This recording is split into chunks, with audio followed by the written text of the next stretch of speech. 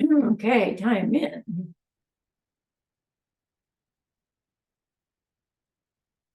All right, so for the recording, for my recording anyway, we are ACI Course 2, Class 4, September 21st, 2023. Welcome to fall. Oof.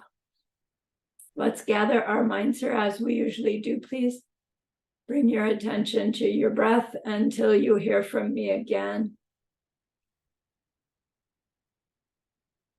Roxana, let me know if I get to going too quickly.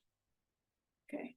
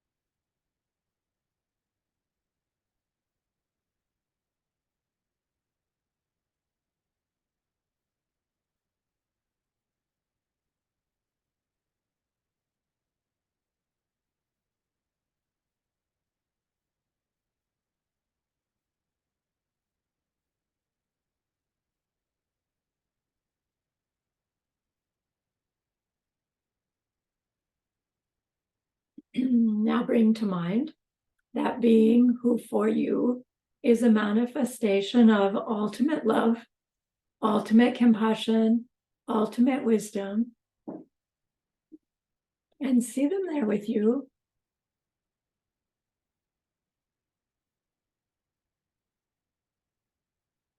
They are gazing at you with their unconditional love for you, smiling at you with their holy great compassion. Their wisdom radiates from them, that beautiful golden glow encompassing you in its light.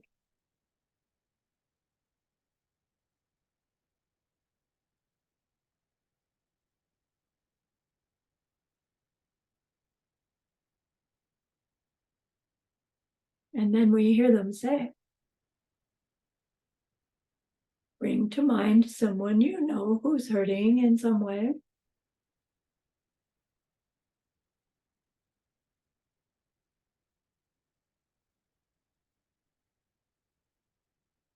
Think about how much you would like to be able to help them.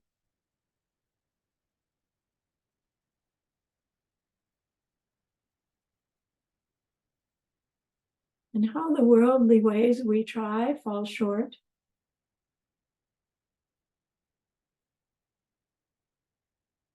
How wonderful it would be if we could also help in some deep and ultimate way, a way through which they would go on to stop their distress forever.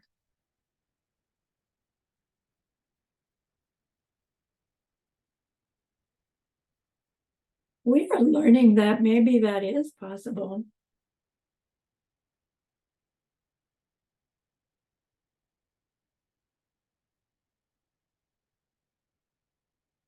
And so we grow our wish into a hope. And maybe even into a longing.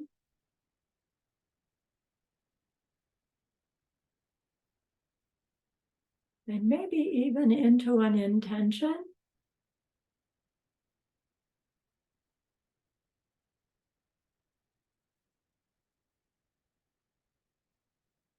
And then with that state of mind, we turn our focus back to that precious holy being.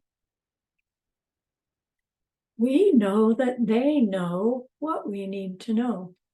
what we need to learn, what we need to do to become one who can help this other in this deep and ultimate way. And so we ask them, please teach us that.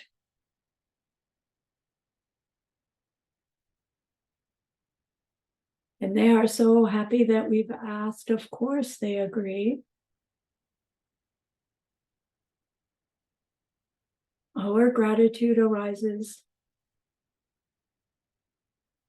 We want to offer them something exquisite.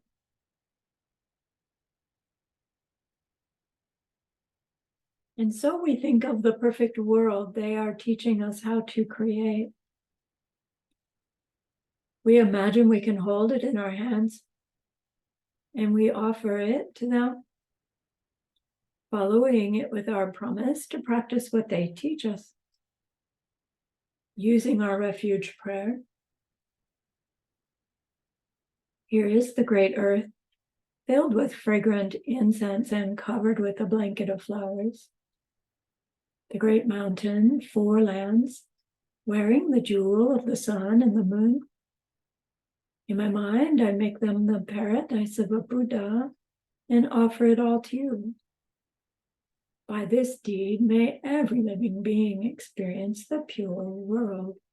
Idam Guru Ratna Mandala Kamniryatayami. I go for refuge until I am enlightened to the Buddha, the Dharma, and the highest community. Through the merit that I do in sharing this class and the rest, may I reach Buddhahood for the sake of every living being. I go for refuge until I am enlightened to the Buddha, the Dharma, and the highest community. Through the merit that I do in sharing this class and the rest, may we reach Buddhahood for the sake of every living being. I go for refuge until I am enlightened to the Buddha, the Dharma, and the highest community. Through the merit that I do in sharing this class and the rest, may all beings reach their total awakening for the benefit of every other.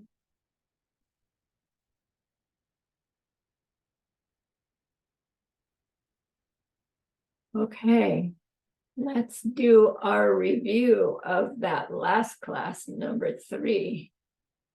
That was so clear and exciting. So we learned the short definition of the greater ways to wish for enlightenment, the shorter definition of bodhicitta, did we not? Yes. And someone can share with us what that was? The short definition. Wish for enlightenment for the sake of every living being, every sentient being. Exactly.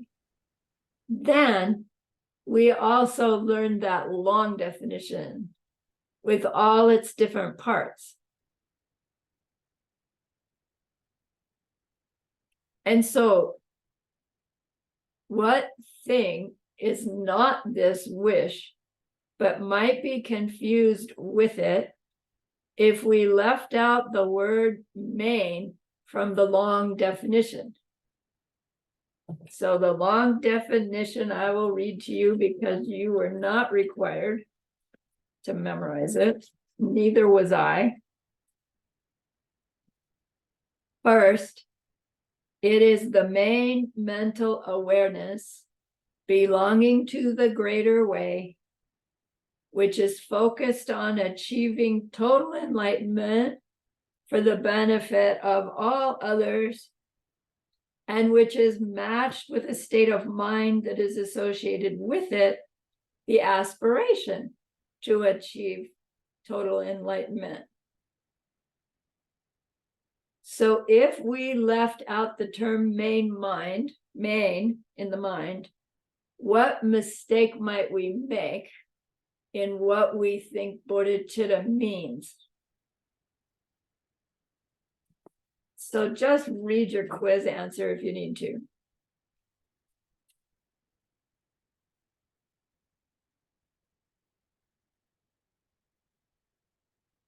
Allie, do you have it?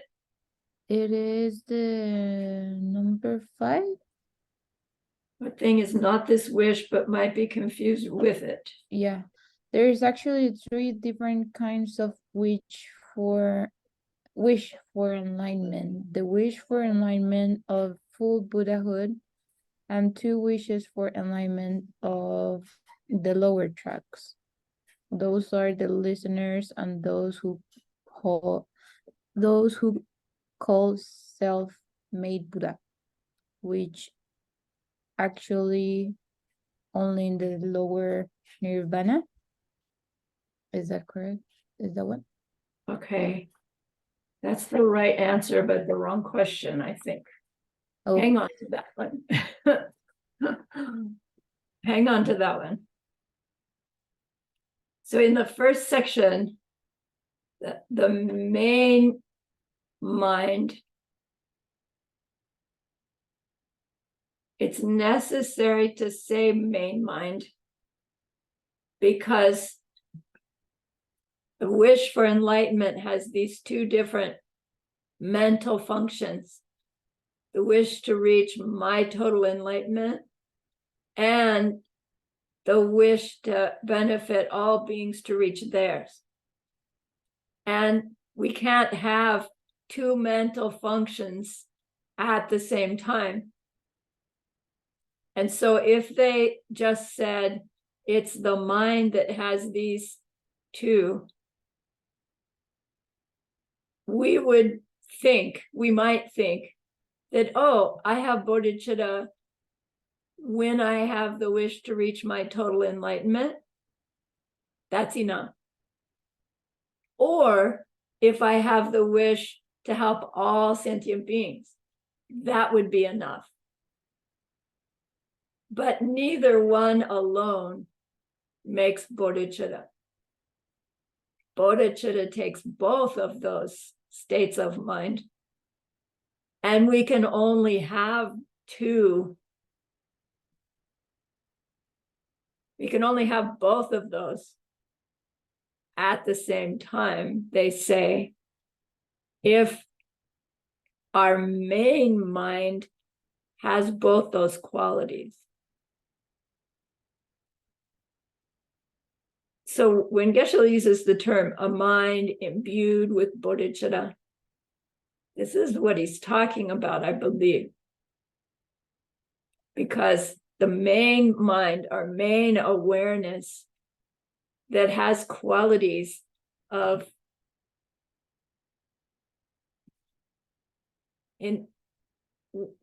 wishing for and intending to reach total Buddhahood and wishing for and intending to help all sentient beings together as one state, one quality, one state of mind. That's what bodhicitta is. So they use the term main to make sure that we won't mistake either one of those mental functions. I want to reach my total Buddhahood. And second mental function for the benefit of all beings. Thinking that if I have one or the other, but not both, it's enough to say I have bodhicitta or I understand bodhicitta. But as mental functions, we can't have both at the same time.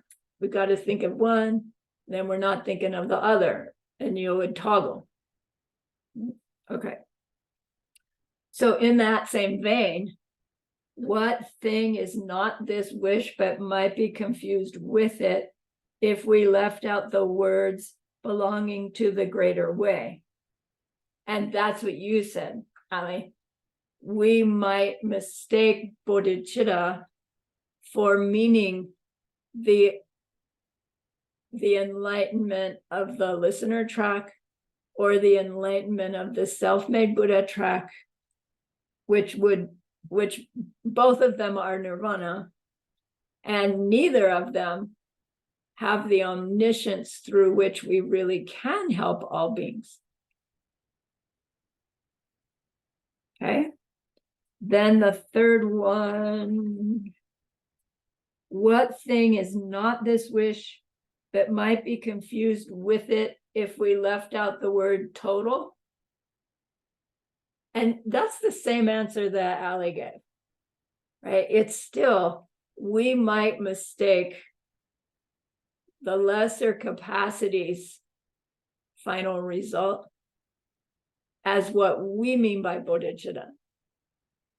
And they do call it bodhicitta.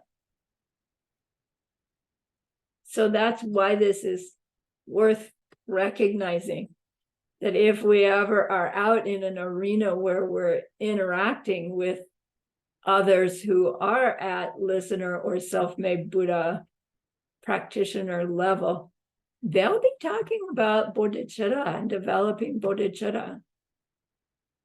And if we're thinking bodhicitta the way we're trained, and they're thinking bodhicitta the way they're trained, we're going to be not being able to communicate. Or we might make the mistake of saying, well, your bodhicitta is wrong because mine is right, which is not right, right? Theirs is right for them. Ours is right for us. You say tomato, I say tomato. Same idea, except now we're talking meaning, not sound. All right. So class 4 is learning more about what we mean by this term bodhicitta, so that when we personally use it, that word has lots more depths of meaning for us, whether we're using it for our own personal, growth understanding, or using it to help guide and share with others. The more we understand the word to mean, the better we can use it to help others. So they give us 4 different ways to classify bodhicitta, 4 different ways to understand it better, more deeply. These 4 are by the level of our spiritual understanding, by the way we think, meaning the way we think about our path. Number 3, by its basic nature. And number 4, by way of ultimate or deceptive. Dindam Semke or Kunsob Semke, we'll get there. So we're going to talk about each one of these in tonight's class. The first one, by way of our level of spiritual understanding, we need to understand the 5 paths to Buddhahood, the 5 realizations that we gain on our training to our career path as totally enlightened being.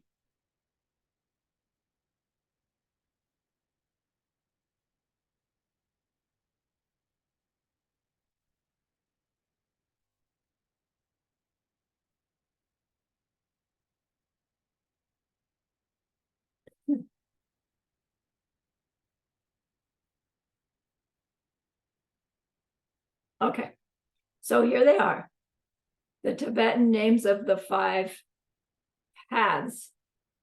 Paths meaning things that will become real for us, and all that we do to plant the seeds for that to happen. Soklam, Jorlam, Tonglam, Gomlam, and Miloblam. So we've heard earlier that the listener's level practitioner, they have 5 paths. They're called these same names. But what they mean by what's happening on each of those levels is a little different. And what they experience directly to help them move from one to the next is also different or interpreted differently. And yet, the basic process that's happening on each one is similar. Same for the Pratyeka Buddhas. They have these 5 different tasks, different teachings, different realizations. From the Mahayana level, 5 paths. Soklam, sok means gather together. So they call this a path of accumulation. We are accumulating enough disgust or distress with our worldly life and how nothing works right, even when it seems like it does, that we've reached some clear state where it's like there's just something wrong with this picture, and we go in search of something else, some answer, some explanation.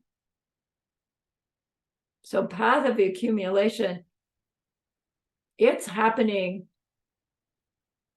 at the point in which we're starting to wonder, how come everything goes wrong?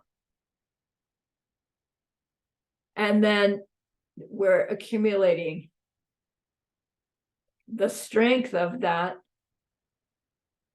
disappointment and growing it into an understanding that there is, in fact, a mistake happening here that could be stopped. And on this lum where our renunciation is growing. And it's not like our renunciation finishes when we move to the next path. It's still growing and getting stronger and becoming more and more imbued in our mind.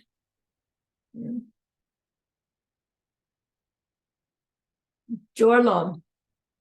Jorlam is the path of preparation. In the path of preparation, it's like in our suklam, we reach this point where we go, oh, this is the teaching for me. Like we were searching in suklam and we found something. And in Jorlam, we dive into it. We study. We meditate. We try to practice what it's teaching us. So this tradition in the Mahayana teaches serve others, serve the teacher, serve those who are helping to share the Dharma with others. Help, help, help. Path of accumulation, path of preparation. What we're preparing ourselves for is Tonglam. And what we learn is at the height of our path of preparation, we're actually starting to have little realizations, little understandings of what we've been being taught, studying, meditating on, and helping others to understand are starting to become real. And we reach the point where we see directly, we experience directly that something that we're experiencing in the moment is coming, its identity is coming out of our own mental seeds ripening. to experience that directly tells us that we have the goodness like bubbling up to the threshold, that if we go into a deep meditation on that and the fact that nothing exists in any other way than that, that if we have sufficient mental concentration on our cushion, we could get pushed into our direct perception of emptiness, which is our Tonglam. So we go from Jorlam's peak into Tonglam in this very swift time period. Once the momentum is going, we see those seeds ripening, go meditate on that into the direct perception of emptiness, which we've learned last 20 minutes or so. And then we come out and that whole series of other realizations happen in the Tonglam aftermath. And then when all that settles down within about 24 hours, we are on Gomlam, the path of habituation.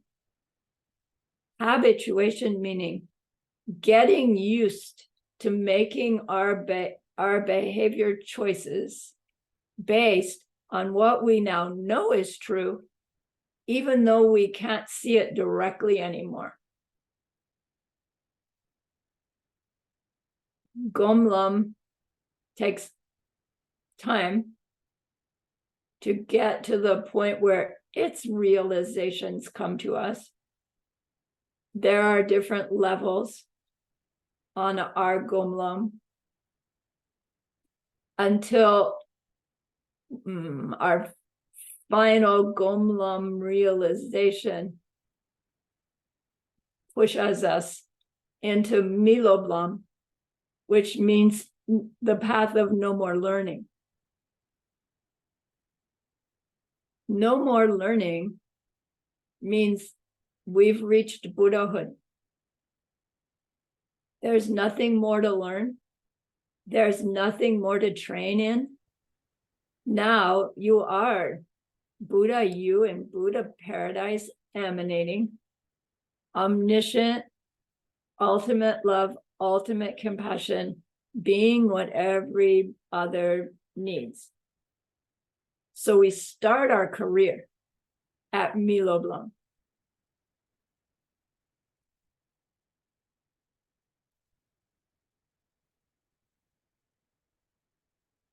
We'll study these in greater detail later.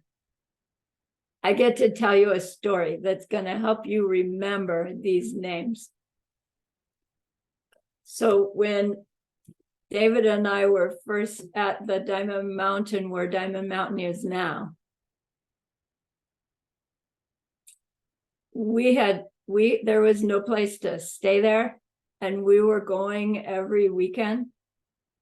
And so we bought this old trailer and we put it up just outside the Anigompa, and that's where we would stay. And just across the road from Anigompa was this big, amazing pond. And it was sustained by the overflow water that was coming down the hill out of both the spring and what we call the mystery water, because there was some tubing coming out of the mountains up there that wasn't actually on our property, but the tubing came through our property and it was constantly running water too.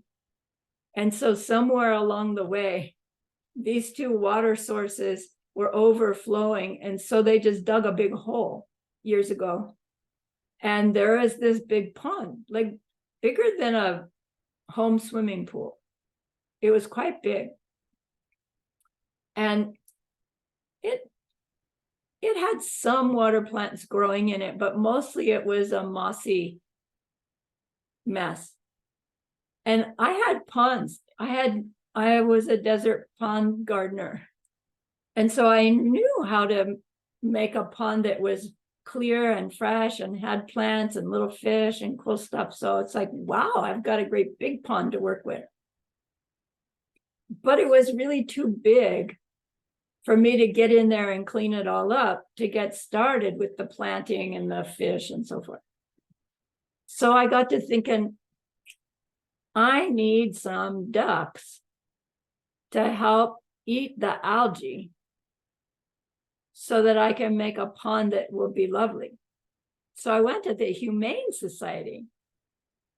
The Desert Humane Society said, yeah, we've got ducks. So I explained the situation and they said, well, you could probably support 5 ducks. And if you want, come get them. They were mallards. Like one was a mix, but the rest were mallards, boy and girl mallards. So, okay, I'll take 5. And guess what I named them? Soklam, Jorlam, Tonglam, Gomlam, Miloblam. So I let the ducks go in the pond and they seem quite happy and they're munching on the algae and stuff. And I don't know, within a few days or a week, we're down to 4. Oh, food, you know. And then we're down to 3. Oh, man. And then 2. And then 1. And it just happens to be Miloblam who's left. A little male mallard, you know how pretty they are? But now he's all by himself. And, you know, I'm feeling bad for Miloblam.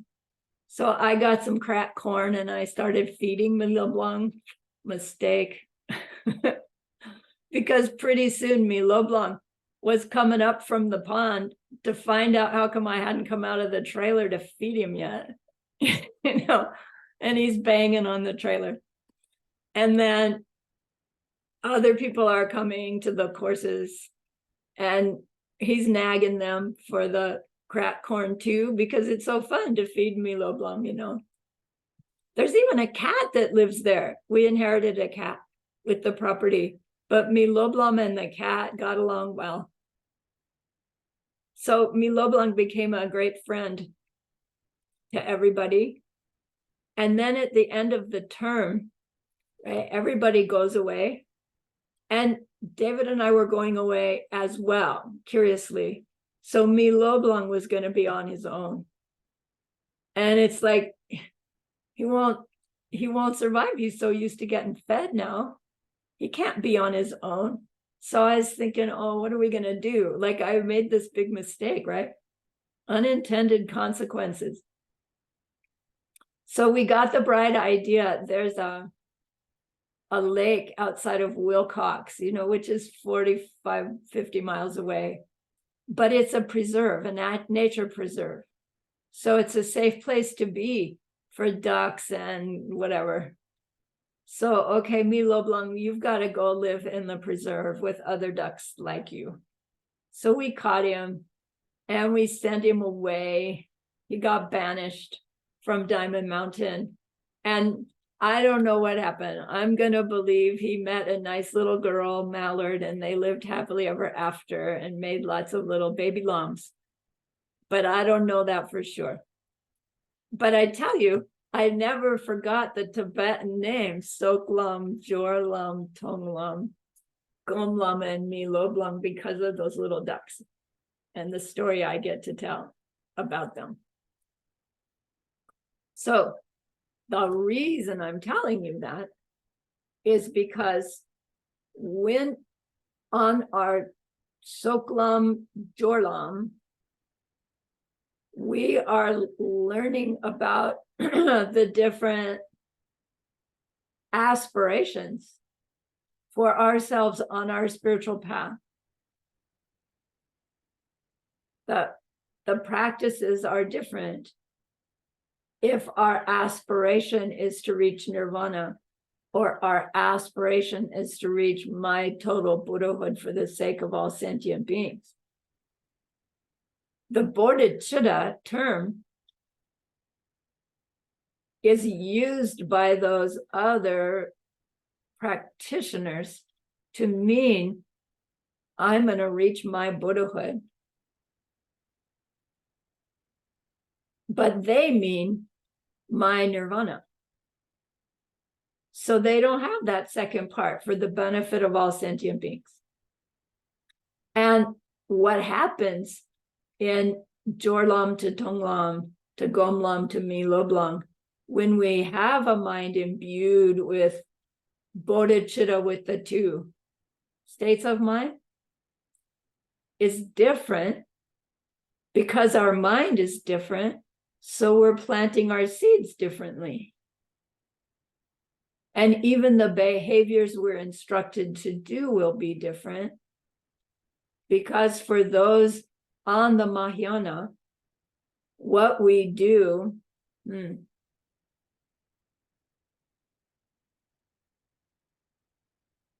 part of what we're doing in Jorlam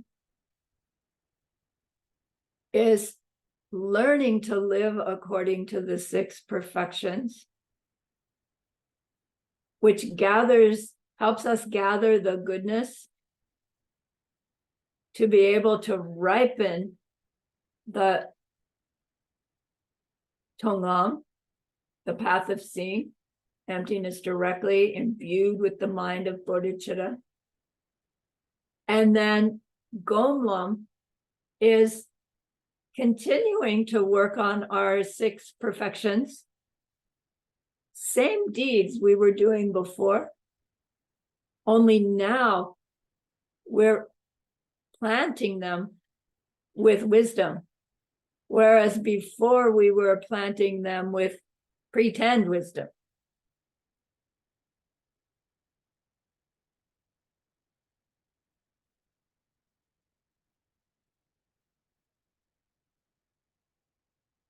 Okay.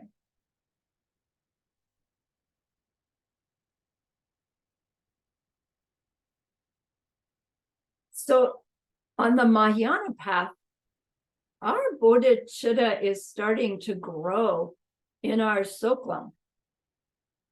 It's part of our renunciation. Renunciation turned on to others. We were calling bodhicitta. So it actually starts in this first path. We'll reach some kind of clear, strong understanding of it at Soklam, but it's not necessarily that heart-opening experience. They still say, okay, you got your bodhicitta. Like they say, Soklam is where we get our renunciation and our bodhicitta. But not in that sense necessarily of the heart opening. It could be. And then we use what our renunciation with bodhicitta motivates us to study, meditate, try in growing our path of preparation to those realizations that will move us onto our Tonglam with a mind imbued with bodhicitta. Although once we're in the direct experience of emptiness, there's no awareness of, oh, I'm imbued with bodhicitta, because that thought is deceptive reality. And in your Tonglam, you are not deceptive reality, you are ultimate reality. And when you come out of ultimate reality and you're back in deceptive reality, you now know that what you're perceiving is mistaken.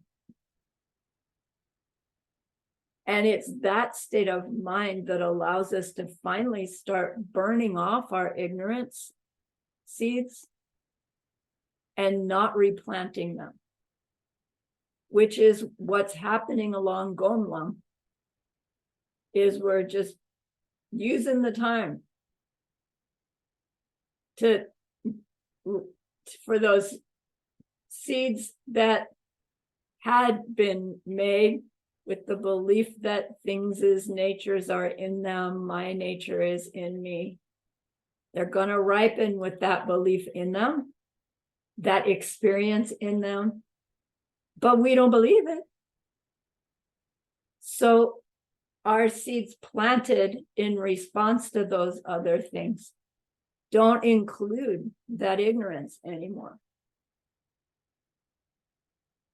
When we don't believe that that nasty yelling boss is doing that to me, even though that's what we experience, when we don't believe it, we are much better able to respond instead of react. Because now we know from personal experience that whatever I do in that moment is planting seeds for my future. And technically for everybody's future when you're Mahayana. So it does help us choose our behaviors more conscientiously, but it doesn't automatically wipe out your selfishness. It wipes out your belief in your selfishly driven behavior. So you're much less likely to behave from it. But you're not perfect yet. Mi lo blanc. Sorry, gomlang.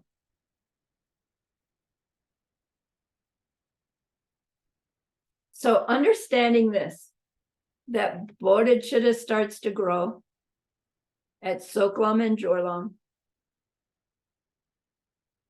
we'll get full on at Tonglam, Mahayana Tonglam. And then we use that bodhicitta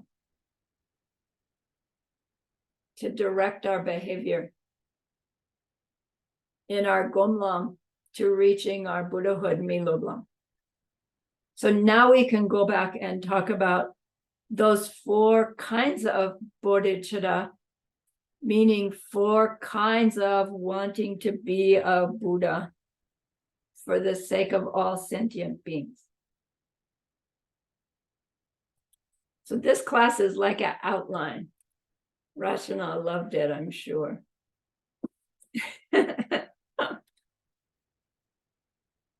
So we're going to talk about bodhicitta in all these different ways, because they'll all accumulate in what you mean when you say bodhicitta. So here's one set of 4. Mupa chupe semke. Semke means bodhicitta. Laksam dakpe semke. Nampar mimpe semke. And dripa pakpe semke.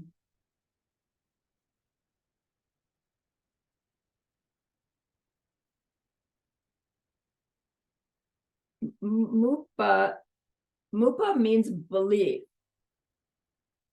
Mupa chupe means acting out of a belief. So semke this is the bodhicitta where we're acting out of a belief in what we've been taught about this process of becoming a Buddha. So at this level, our bodhicitta has grown out of our belief that things are not self-existent. Things' qualities and natures are not in them, based on having learned that from someone and applied our reasoning enough to come to believe it enough to decide we would choose our behaviors more carefully. Right? So the belief they're talking about means the belief in what we've been taught, not yet having had any direct perception And maybe we've had little glimpses that the karmic seed thing is true because we've applied our 4 steps and our 4 powers. But we're acting based on a belief here.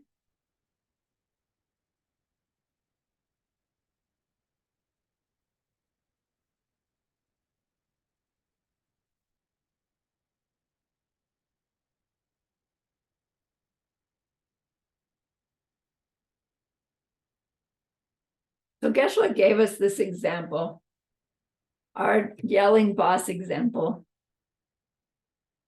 So that nasty boss is yelling at Sarahni again.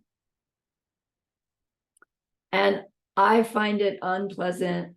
I think the boss is a jerk. And I naturally react in defense, which will either be yelling back or changing the subject or lying to get out of it, right? Whatever my habit pattern has been is very likely to come up. My friend, my coworker who's a friend, is also experiencing, this is unpleasant. He's yelling at my friend. But there's also somebody there who in fact doesn't like me. And that person is actually experiencing something pleasant. Finally, that jerk Sarahni is getting what she deserves. And then maybe there's somebody who's completely neutral. And they're just no reaction at all. It's just some blah, blah going on in the background.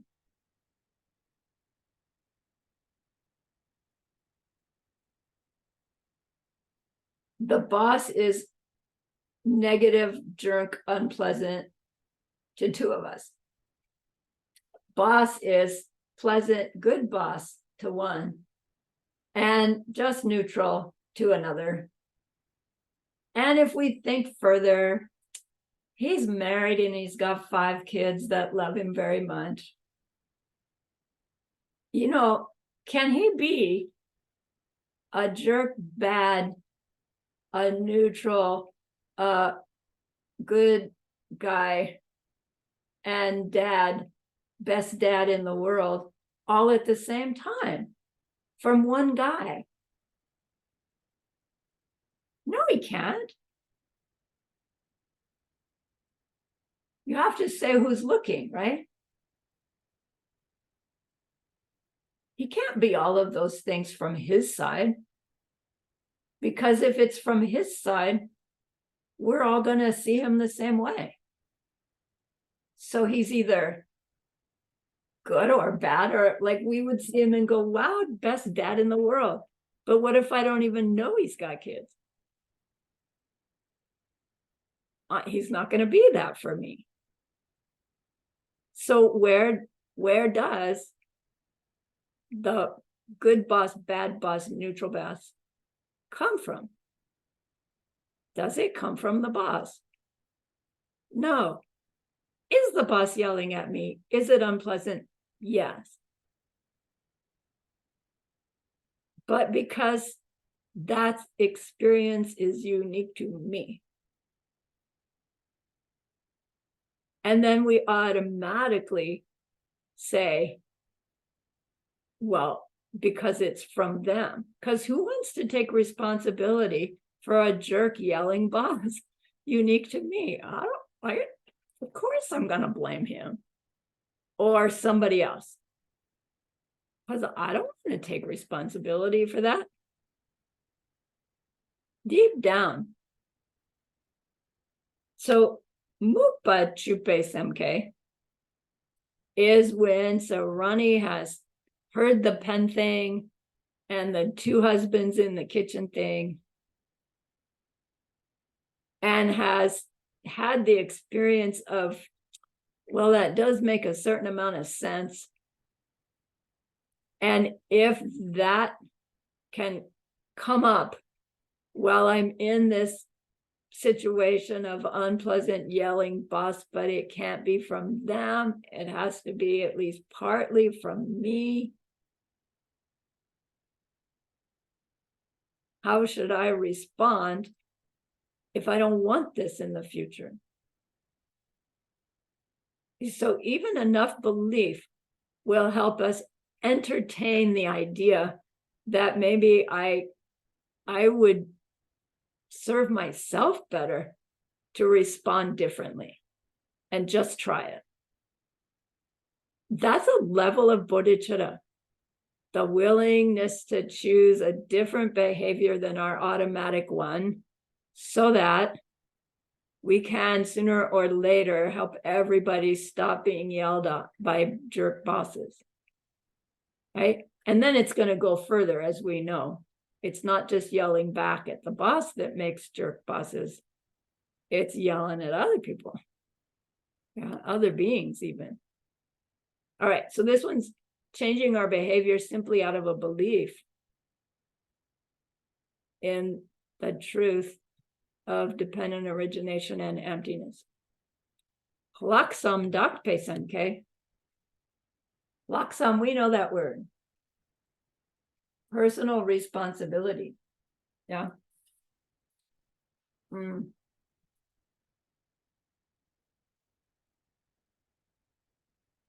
The word literally means, lak means take, and sam means absolute. So take absolute. Personal responsibility gives us a better understanding, but laksam would be, it's absolutely all mine, all my fault, all my seeds, all up to me to change things. Which if you take it far enough, it's like, well, then I really can be the one who will stop all that suffering in the world. Laksam. Not so much I have to, although we do, but more it's like, wow, I can. I really do have that power. If I can just get my seeds, my behavior aligned with this understanding. Laksam. Dakpe means pure. So here, a pure personal responsibility wish for Buddhahood for the sake of all sentient beings. So this is the bodhicitta in the mind of a person who has had the direct perception of emptiness. They're out of it now, but now they know how things really exist. Not just belief, but they know. Personal experience. The outcome of that personal experience is that they have no further intellectual belief in things as having their natures in them. Although things still appear to them to have their natures in them, they don't believe it because they have directly experienced the fact that that is impossible. Right? Impossible. Not just I saw once that it wasn't so, but that what you saw is that, oh my gosh, that's just impossible. So when you go back to seeing it again that way, it must be kind of disorienting because it's like you can't stop it happening, but what you're seeing is just not possible.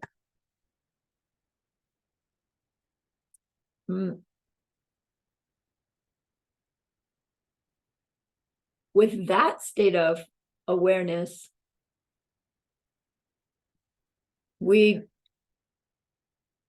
are even more strongly able to choose our responses to our life's experiences.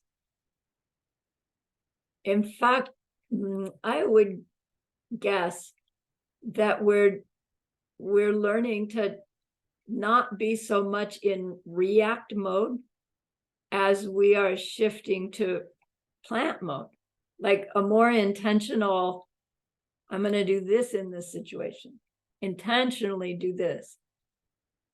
So react is our automatic pilot based on our ignorance seeds.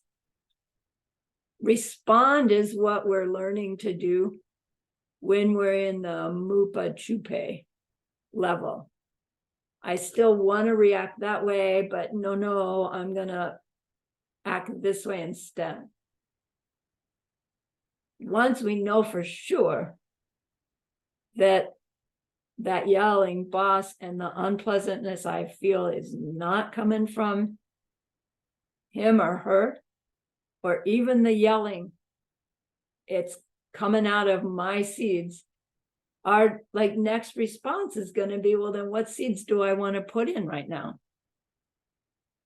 And what seeds do I need to be careful to put in separate from this situation to be sure that I'm burning these off, okay, and not replanting something similarly unpleasant.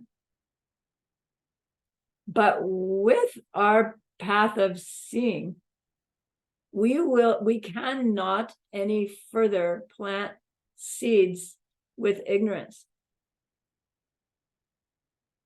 because of our disbelief in things as having their own nature. We have still bazillion seeds colored by our ignorance that are ripening.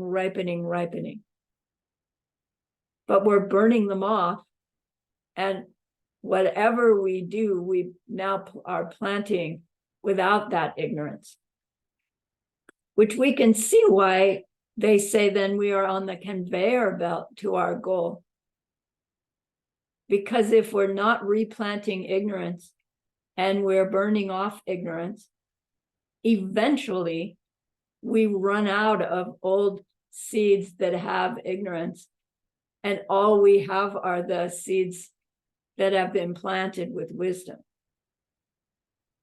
And that process is what's happening along our Gomlam, our path of habituation, moving through the Bodhisattva bhumis for the Mahayana path. The deeds that we're doing at each bhumi level is accumulating the goodness necessary to be able to do what we need to do on the next bhumi level, and burning off ignorant seeds as we go. When we get to the end of bhumi 7, we are no longer even perceiving things, others, self, experiences as being in them, from them. We are experiencing everything as results of our own seeds, our own behaviors. But we are not yet omniscient. We still have ignorant seeds that have been so damaged by the wisdom seeds, which are their opposite, that they can no longer reach the threshold to come out as a perception of something with its identity in it. But those seeds, remnants, we could say, are obstacles to our omniscience. So there's still things we need to plant that will clean out those obstacles to omniscience before we can perceive ourselves as total Buddha for the benefit of all sentient beings. But those seeds are not ripening. So it's harder in a way to get rid of them, because at least our ignorant seeds were ripening. To ripen it is to burn it off, as long as you don't replant it, which you cannot do as Arya. But these obstacles to omniscience are not able to ripen, so we can't burn them off, so we have to do something else. And there's 4 more bhumi behaviors that we do that helps our goodness grow, such that the goodness negates even the remnants until the remnants like dissolve away. And those are the last 4 bhumis. And at the end, or the completion of bhumi 10, Buddha you in Buddha paradise emanating is the arisings, right? It's what you now are at that point. So the Laksam Dakpe Semke is this bodhicitta that's carrying you along in your gomlong, your path of habituation.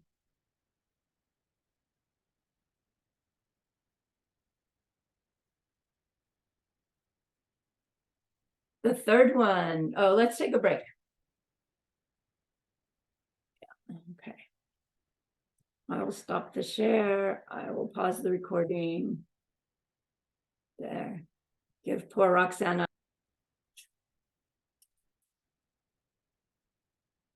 The Nampar Mimpe Semke. Nampar Mimpe means ripening bodhicitta. And it's a funny term, like ripening. Haven't we already been ripening it?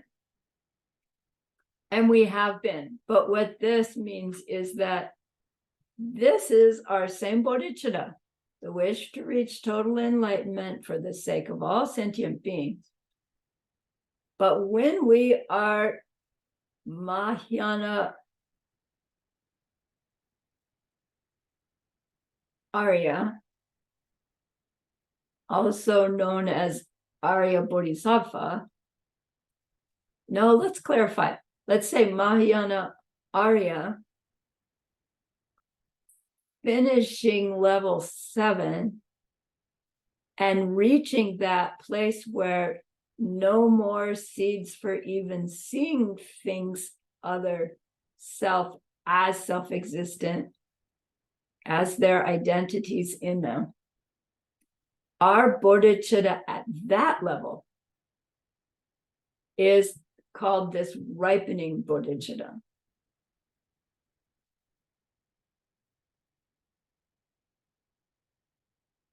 It means their bodhicitta is so strong that their seeds to see things as having their own nature cannot ripen.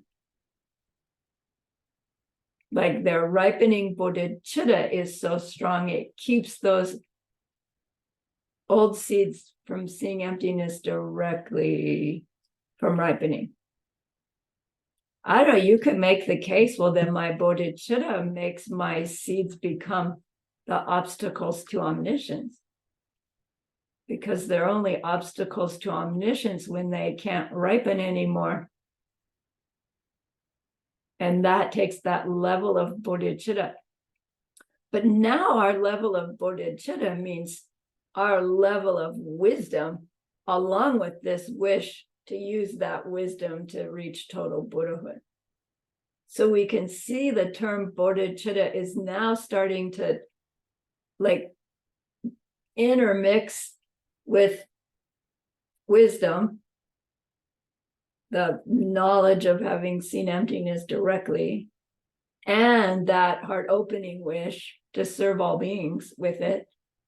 The term bodhicitta is going to have both of those connotations.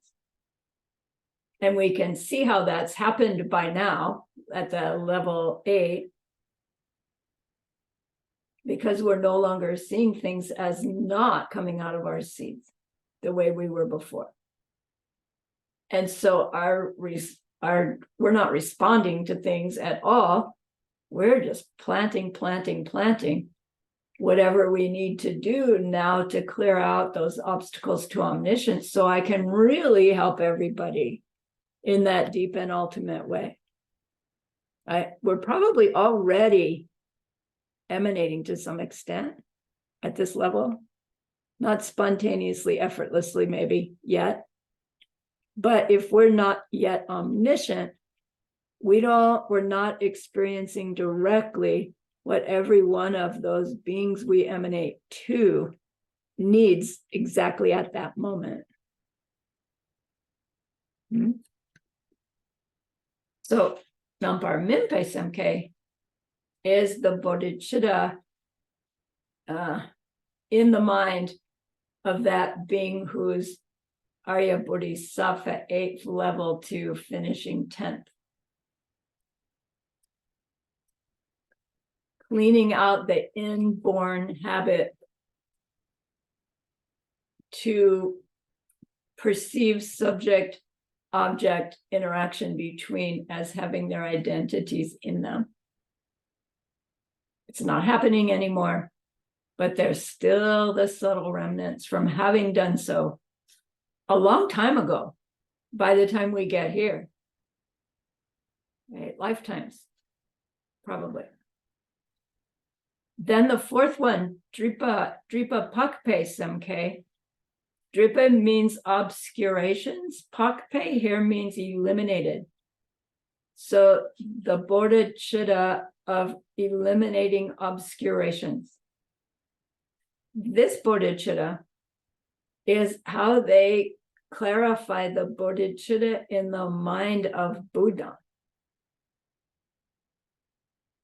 Because it's the bodhicitta through which we have eliminated even those obstacles to omniscience. When those are eliminated, we perceive our own mind as omniscient. Our own being as a manifestation of ultimate love, ultimate compassion, ultimate wisdom. It's forced on us by the ripening of our merit. The process is the same. Seeds in, seeds out. It's just all happening simultaneously now. And it's all on a level of merit and love. Love being, I want your happiness. Like my happiness depends on your happiness. And that propels whatever I will perceive me to be. No, bunny. All right, so Dripa Pakpe Semke is Buddha's bodhicitta. So we see when they say, hey, come on, once you're a Buddha, you don't need bodhicitta anymore. Because bodhicitta is the wish to reach total enlightenment for the sake of all sentient beings, and I've made it, so I don't need to wish for it anymore. It's like, right, it's not a wish anymore, but it's Dripa Pakpe Semke. Right? It's the state of mind that finally eliminated those obstacles to omniscience. We're not going to lose that state of mind, even if there's no more obstacles to omniscience to eliminate. Because we've planted in that mind. And then it ripens and we plant it and we ripen and it plant it. Okay. All right. So we started out that section saying the bodhicitta dependent upon our level of spiritual understanding. Do you see now what I meant by that? The first stage, I've heard enough about the pen and the two husbands in the kitchen that, okay, I believe enough in karma and emptiness that I will try to act differently. First one. Second one, I've seen emptiness directly. And although everything looks the same after that, now I know for sure things are not self-existent. And so I know for sure that I'm responsible for my future by what I plant now. And then number 3 is the bodhicitta, when we've reached that place where we're not even seeing things as self-existent anymore. And we still need to overcome those obstacles to omniscience. And then number 4, we don't see things as self-existent. We don't believe they're self-existent, right? There's no suffering left, and there's no obstacles to the omniscient state of mind.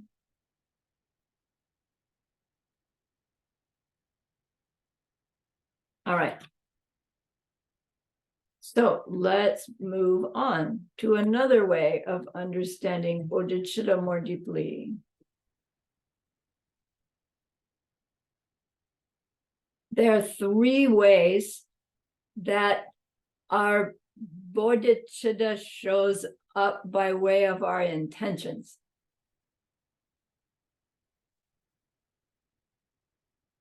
One of them is Gyalpoitabui Semke. Another one is Zibutabui Semke. And the third is Nyempatabui Semke. Gyalpo means king. So Gyalpoitabui means king-like bodhicitta. Zibu means shepherd. Shepherd-like bodhicitta. And Nyempa means ferryman. Ferryman-like bodhicitta. So on one level of understanding these bodhicittas, Gyalpo says, my bodhicitta is like a king, where I need to make sure the only way I can help others reach the end of their suffering is if I achieve that for myself first, and then I'll make sure that they all reach it. Right? The king owns everything. And then their job is to take care of everybody in their kingdom, to make sure they have everything that they need. But in that analogy, the king's not trying to help everybody become king. In this analogy, where king-like bodhicitta is like, yeah, I'm going to become Buddha so that I can help everybody become one. But I'm in charge. I need to do it first. And it is necessary, isn't it? We can't help anybody reach their end of suffering, nirvana, let alone Buddhahood, if we don't know exactly what that individual needs to do. We have a good idea, but omniscience means we know exactly. So we might want to say, oh, so really, bodhicitta needs to be this one. But how do we reach our king-like bodhicitta? Do we just like park our fanny on the meditation cushion until we get it? Do we just keep being the same old king, right? Making sure my needs are met so that I can become a Buddha? No, that doesn't work, right? We can't reach king-like bodhicitta without trying to help others get theirs. But the attitude is, I'm trying to help you get yours so that I can get mine, so that I can really help you get yours. But in a way, if we have that train of thought going on, I hear it as some kind of blocker, because it's like, yeah, I'm trying to get my needs met. I'm using you to get my needs met. And if we understand that accurately, that's a good state of mind. But until we've seen emptiness directly, we can't understand that accurately, even when we think we do. So it might be a little dangerous until emptiness directly to say, I'm working on my king-like bodhicitta.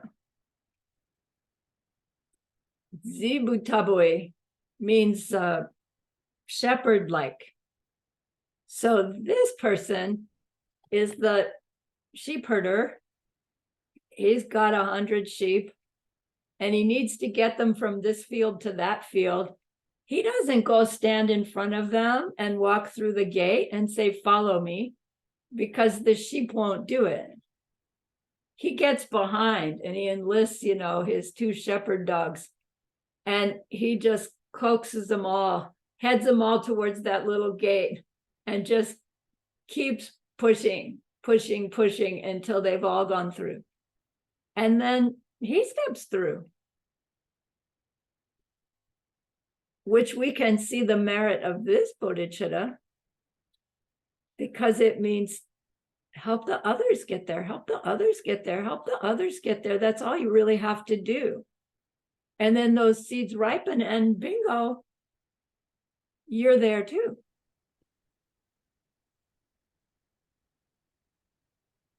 Then the third one, Nyempa, means the ferryman.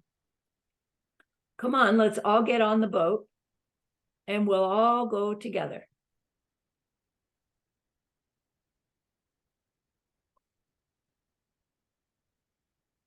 The way I reach my total enlightenment is to bringing you all along with me.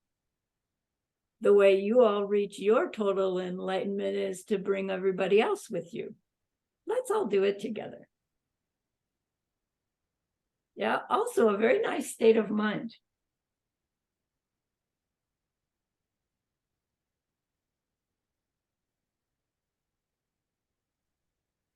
All right. So these are not grades of bodhicittas. One's better than the other. They are different. I don't know. A different sense in our heart of how we will use our growing bodhicitta. And it's not like we're ever one or the other necessarily. And we probably swing amongst them according to situations.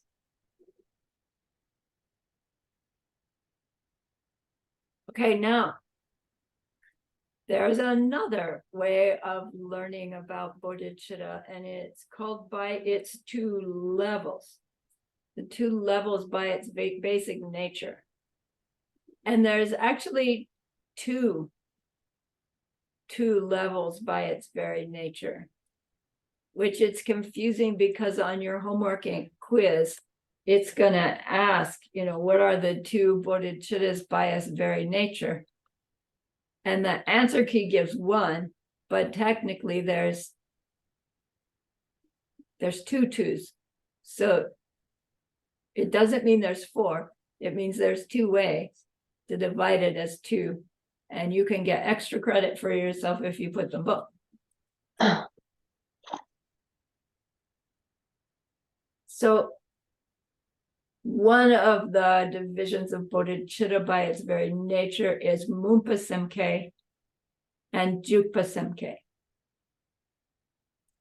Mumpa means the prayer, the wish in the form of a prayer. Jukpa Semke, Jukpa means engaging bodhicitta, the wish that depends on our behavior changes. So when we learned about taking our bodhisattva vows, we learned that we can decide we will commit ourselves to growing the wish. And we take the ceremony, but we don't actually get the vows. We get the vow to grow the wish. And that's the prayer, the wish in the form of a prayer.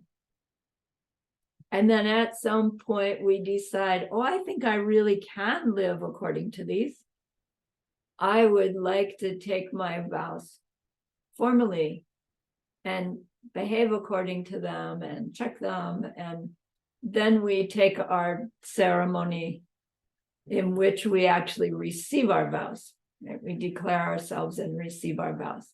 And so these two levels of bodhicitta, one is like, gosh, it'd be nice to be able to live as a bodhisattva. I'll try it out. And then Jukpa Semke, I'm ready to make my determination. I'm gonna get more serious in the form of the prayer, in the form of action. But there's a second bodhicitta by its very nature. And these are Kunsop Semke and Dindam. I think I've spelled Dindam wrong.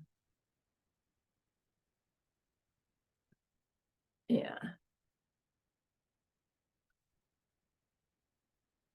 That looks better. Kunsop Semke and Dindam Semke. Anybody remember what Kunsop means?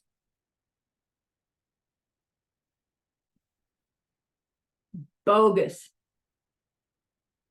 Fake.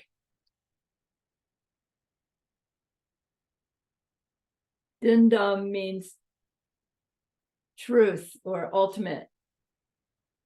So Kunsop Semke means fake bodhicitta. Wait a minute. More accurately here, it means deceptive or apparent bodhicitta. And then Dindam is ultimate bodhicitta. But here, ultimate bodhicitta is a code word for the direct perception of emptiness. So it's here that our term bodhicitta makes this shift from being all about the heart opening experience to see the face of every being and love them, to bodhicitta means that direct perception of emptiness, to where we now know the truth of the existence of every being and every experience we can have, and subsequently do love them, because we now know that their happiness is in fact up to the seeds that we make. The happiness we see in them is up to our seeds ripening.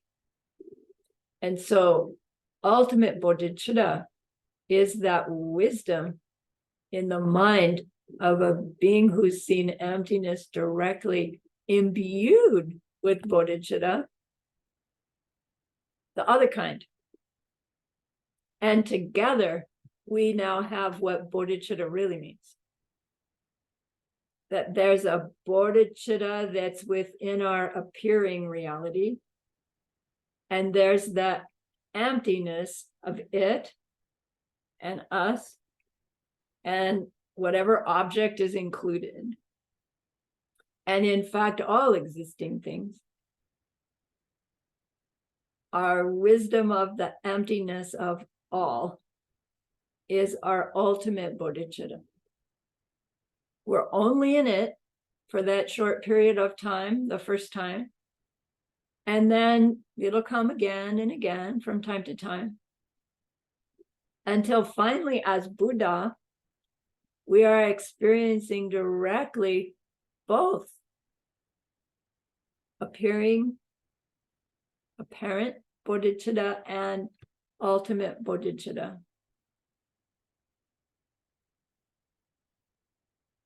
Emptiness and dependent origination simultaneously, which then like evolves into actually 4 different experiences at once. So when we talk about Kunsab Samke, they call it deceptive bodhicitta. And it makes for an interesting debate, because we might say, well, you're saying that my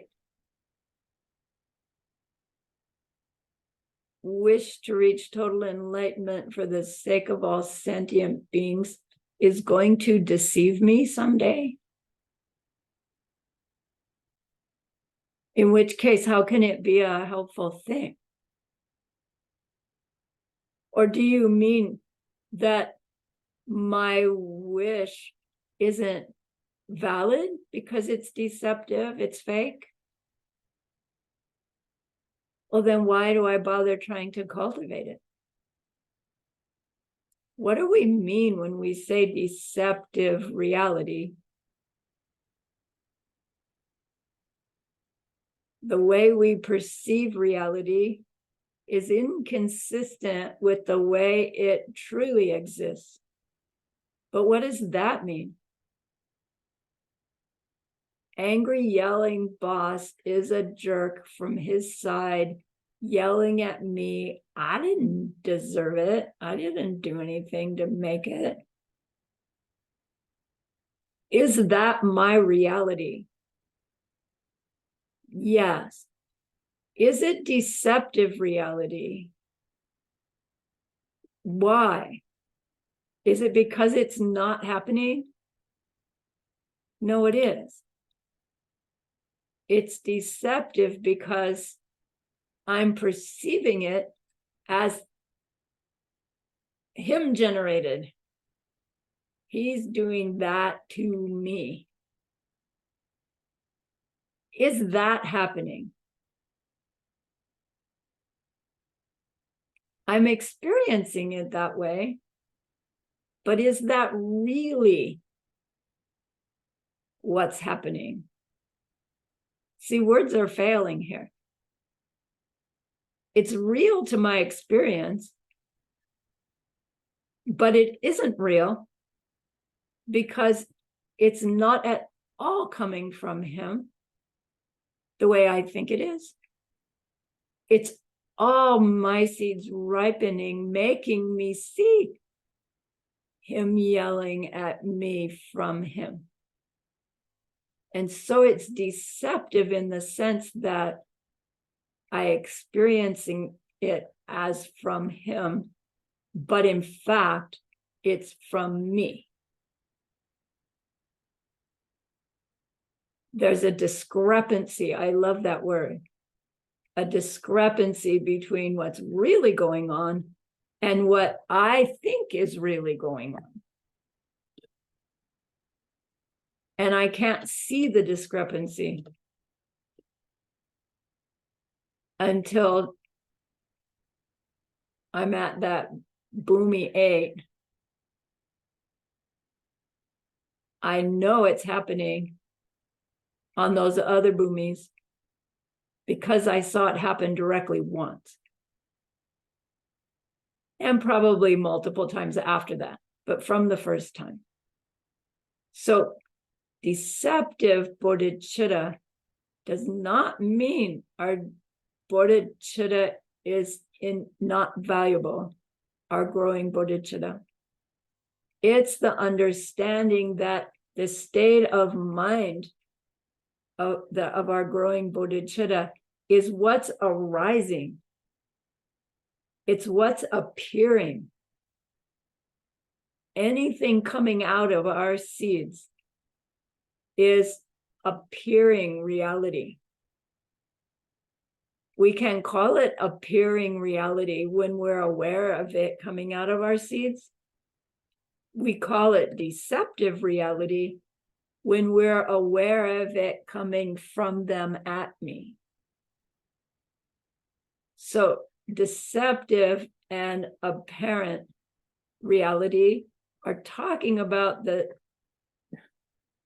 same thing, but from a state of mind that doesn't understand and the state of mind that does.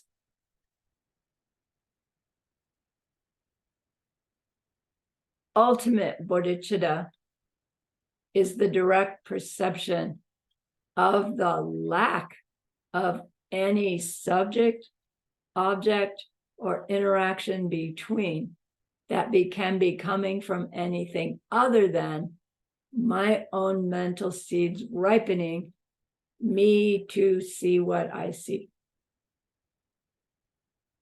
So seeds ripening is what makes the deceptive or apparent reality. That emptiness of those seeds and their ripenings is the ultimate bodhicitta. Emptiness is the ultimate bodhicitta. The ultimate state of mind through which we will go on to become totally enlightened being for the benefit of all sentient beings. As we learn about it, we're inclined to say, okay, help me learn to live by it. Mupa Semke and Jukpa Semke. And as we learn more, we'll be attracted to either the ferryman state of mind or the shepherd state of mind, or maybe the king state of mind, whichever one will help motivate us to change our behaviors. And that's all, then that drives us through these different spiritual level understandings, not understandings, spiritual level realizations of what we mean by our bodhicitta as we go through these different stages. Right? So all of that is inside the term bodhicitta for us now.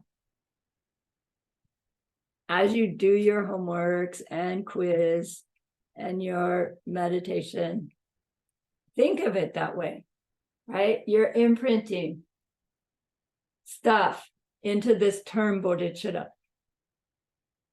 so that you don't have to rattle it all off in order to know, I'm feeling a little like I really want to become a Buddha for the sake of all sentient beings right now, because I see that what's going on is not really coming from it. I know it's really coming from me, so I can change my behavior. Sorry, Roxana. It's too much, right? But bodhicitta, you can write it across your glasses and be looking out at your world through bodhicitta. That's the purpose of these last two classes.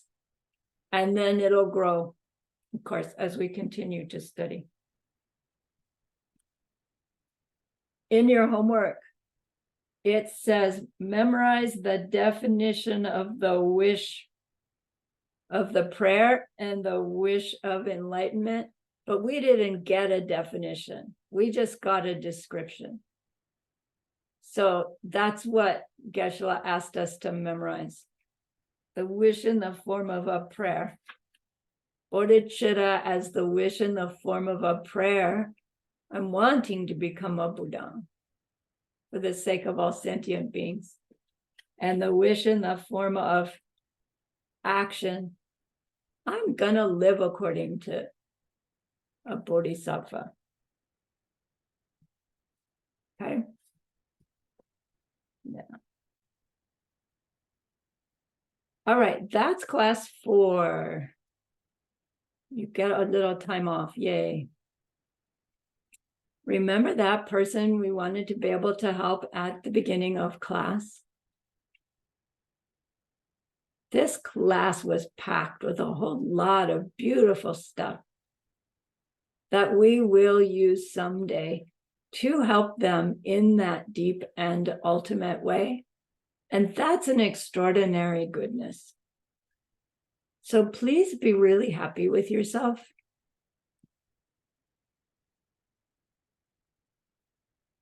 Recognize that these are your seeds. We've ripened them and put them back in. And think of all this goodness like a beautiful glowing gemstone that you can hold in your hands.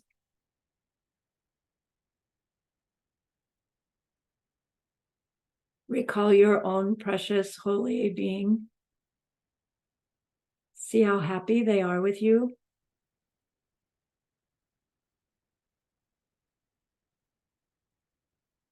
Grow your gratitude to them, your reliance upon them.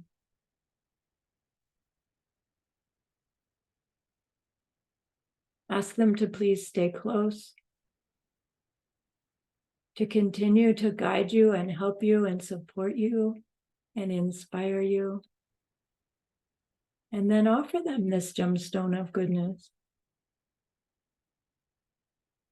See them accept it and bless it. And they carry it with them right back into your heart. See them there, feel them there. That love, that compassion, that wisdom, that bodhicitta. It feels so good, we want to keep it forever. And so we share it by the power of the goodness that we've just done. May all beings complete the collection of merit and wisdom, and thus gain the two ultimate bodies that merit and wisdom make. So use those 3 long exhales to share this goodness with that one person.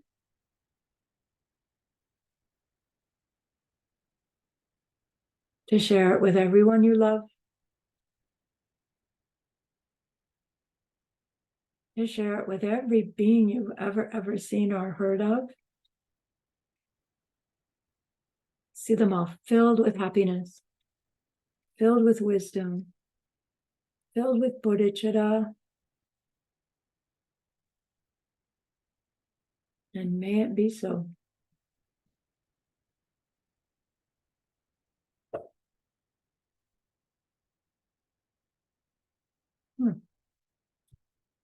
All right. Thank you so very much, everyone.